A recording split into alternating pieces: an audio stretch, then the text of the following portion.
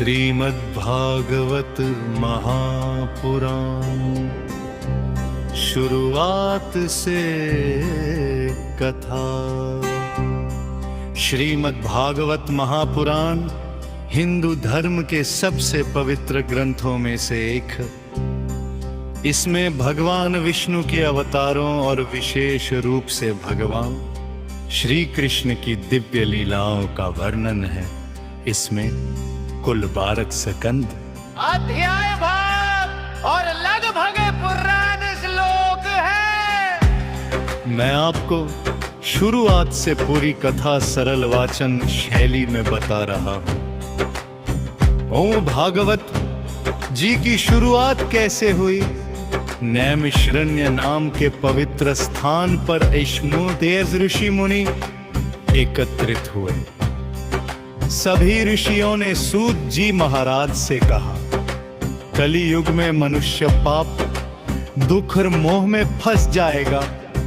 ऐसा कौन सा उपाय है जिससे मनुष्य का कल्याण हो और भगवान की भक्ति मिले? तब सूत जी ने कहा, आप सबका प्रश्न बहुत उत्तम है। इसका उत्तर मैं आपको श्रीमद्भागवत महापुराण के माध्यम से बताऊंगा। फिर सूत जी ने बताया कि ये कथा पहले शुकदेव जी ने राजा परीक्षित को सुनाई थी। राजा परीक्षित को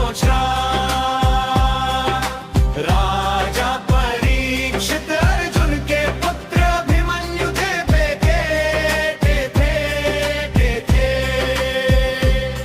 एक दिन राजा जंगल में शिकार करने गए।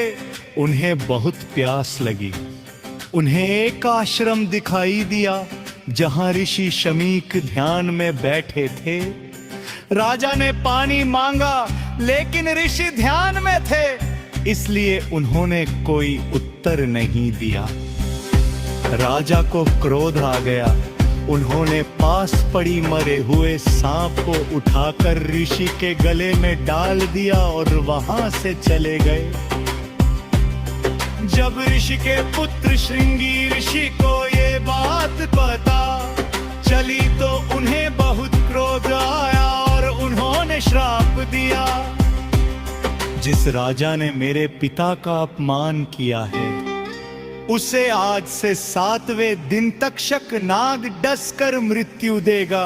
राजा परीक्षित का वैरागा जाकर राजा परीक्षित को ये श्राप पता चला तो उन्होंने सोचा, अब मेरे पास केवल 7 दिन का जीवन है।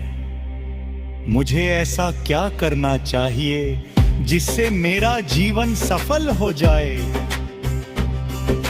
राजा ने राजपति अपने पुत्र जन्मेजय को दे दिया और गंगा किनारे जाकर बैठ गए। उन्होंने निश्चय किया, अब मैं भगवान की कथा सुनकर ही अपने जीवन को सफल बनाऊंगा। शुकदेव जी का आगमन, तभी वह महान संत शुकदेव जी आए। सभी ऋषि मुनियों ने उनका सम्मान किया। राजा परीक्षित ने उनसे पूछा, हे महात्मा, मृत्यु के समय मनुष्य को क्या करना चाहिए? किसका स्मरण करना चाहिए? तब शुकदेव जी बोले, मनुष्य को अंतिम समय में भगवान का नाम, कथा और भक्ति ही करनी चाहिए। यही जीवन का सबसे बड़ा धर्म है। फिर शुकदेव जी ने 7 दिन तक लगातार श्रीमद् भागवत कथा सुनाई। आज भागवत कथा का मुख्य उद्देश्य भगवत जी का मुख्य संदेश है। भगवान की भक्ति सबसे श्रेष्ठ है। धन पद अहंकार सब नश्वर है। भगवान का नाम ही मोक्ष देता है। श्री कृष्ण की लीला सुनने से मन शुद्ध होता है। इसके बाद भागवत